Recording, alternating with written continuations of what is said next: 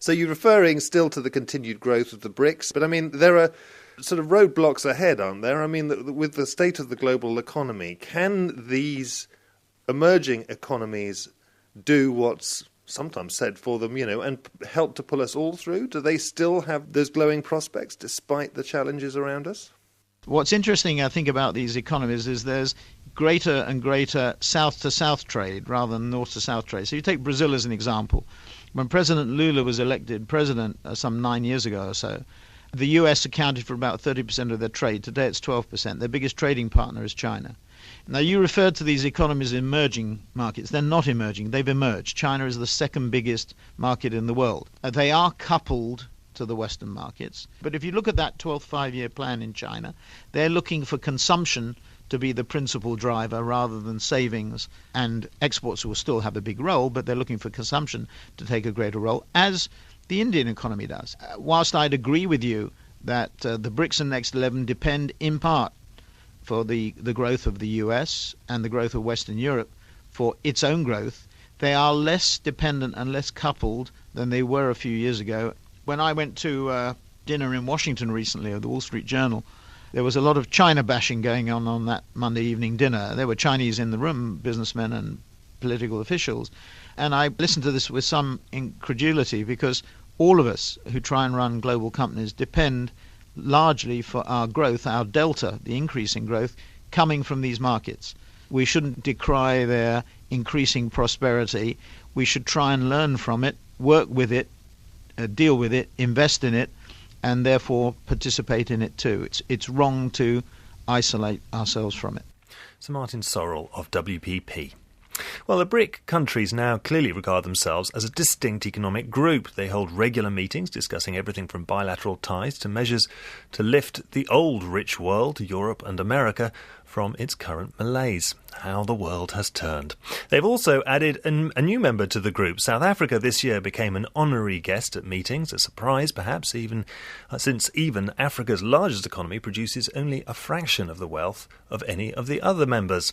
So how is this relative minnow now reacting to becoming the new S in BRICS? Milton and Cozy reports from Johannesburg. How much? 750. 750. This is the sound of trade where China meets Africa at ground level.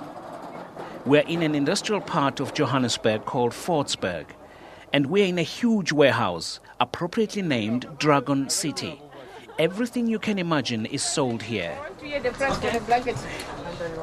It's the size of approximately 10 football fields, full of shops and stalls. Jerry Chang comes all the way from northern China in Fiong and runs a clothing store called the Chinese Wonster. He says doing business in South Africa has improved since the country joined BRICS. Because in South Africa, they got more chance for make money. In China, it's so difficult for make business. And how do you find South Africans? Because the South African peoples and the Chinese peoples is different. Because Chinese peoples, some is not nice. In the South Africa, maybe South African people is nice more than Chinese. I am standing in the middle of a massive warehouse. It looks like a trade fair venue. It has more than 300 stores. The stores are full of Chinese people, and they are interacting with local Africans, not just from South Africa, from the neighboring states. This is BRICS in action on the ground. I'm now joined by Jonathan, who runs this warehouse. He's the manager here. Jonathan, what's going on here? I've never seen anything like this. Is this Johannesburg for real? Yes, it is. It's very culturally diverse. We have people from all walks of life, and we support each other. We work together all to achieve a common goal. Do you think business here has increased as a result of South Africa joining BRIC? All those countries are major superpowers today in today's economy, and we better start taking a stronghold. It's happening, but BRIC will make it faster.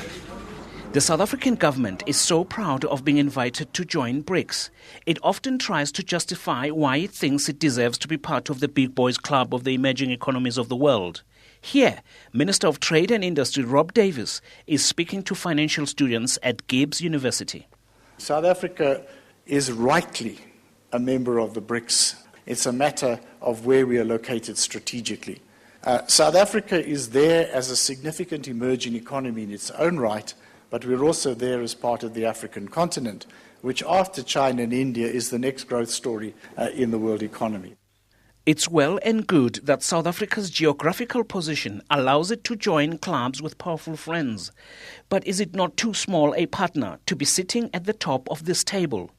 Professor Iraj Abidjan is an economist and is also chairman of Pan-African Capital Holdings. At a global level, South Africa remains one of the better managed economies from a macroeconomic point of view. In terms of the regulatory environment, financial environment, based on the IMF ranking, South Africa is amongst the top 5. None of the other BRIC members, by the way, qualify.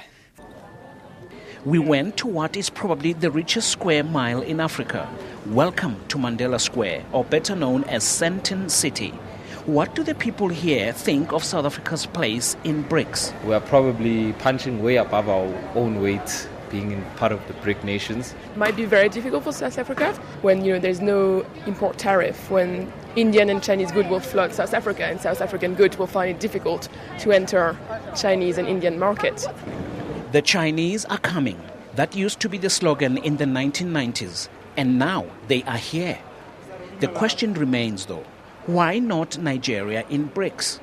The most populous nation in Africa and the only nation in line to overtake South Africa as the largest economy in the near future. Will they be invited to join then? And perhaps BRICS will change to BRICs. BRICS to BRICs. Well, there's a thought. So with an African economy making its way onto the field of play, we thought we'd bring together the finance ministers from two of the biggest players on the African continent. First, Ngozi Okonjo-Iweala. She's Minister of Finance for Nigeria, an oil-rich economy which some analysts reckon might actually overtake South Africa, as Milton was suggesting, in the next 10 years. We also caught up with Pravin Gordhan. He's Finance Minister for South Africa. I asked Pravin Gordhan whether he reckoned South Africa did deserve its place at the BRICS table. At the moment, it's the largest economy on the African continent.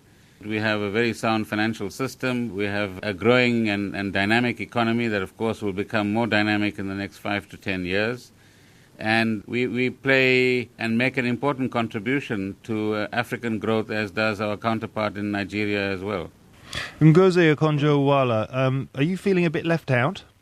Well, we don't like to feel left out because we know we are going to get there. I mean, Nigeria has all the fundamentals to be one of the BRICs. And I think that I always have this fun saying that if you're not in Nigeria, and with all due respect and support to my colleague Pravin, you're not in Africa, because our fundamentals are that we're the largest country in terms of population. We are growing at a very respectable rate of 7% and better. And we've got both the natural resource base but also the human resource base to be able to do better. But Mr. Gordhan, I mean, I've looked at the statistics. Your country produces something like, $350, $400 billion a year in GDP. Russia, which is the smallest of the four main BRIC countries, is producing 1.4 trillion. I mean, you're not really on the same sheet, are you? No, we don't even pretend to be. But that's not the issue, you see. The real issue around BRICS is the symbolism that it reflects in respect of changes that are taking place economically, and the kind of transition that is now inevitable towards a very different kind of economic order in the world. And humble South Africa is privileged to be part of that process, not just for itself, but nor do we claim that we represent anybody else in the fullest sense of the word. So countries like Nigeria and Egypt make very important contributions as we go forward. Well, right, Ngozi Okonjo-Iweala, I mean, this is the point, isn't it? South Africa always rather humbly seems to be representing Africa, whether it's in the World Cup in football or rugby or anything else. It somehow is Africa when it comes to the international table. Do you feel a little bit like, I don't know, somebody else should be given this honour? No, well, the way I feel is that the world needs to look towards the dynamics of what's happening with growth and development on the continent and not towards the statics of the past. And when you look towards dynamics, I think that we need more African countries at the table. So our aspiration is to be at that table, and I know we will be. I just want to say one thing. A clear problem for us that we are looking at is that of job creation. I mean, there's really no point just growing if you're growing in a way that is not inclusive, in a way that doesn't create jobs for young people. So we are focusing more on growth in the non-oil sector because we believe that that is where jobs will come from. And I'm proud to say that our non-oil sector, including agriculture, is growing at 7 to 8% also. So we have hope that this will really help us parachute into those ranks.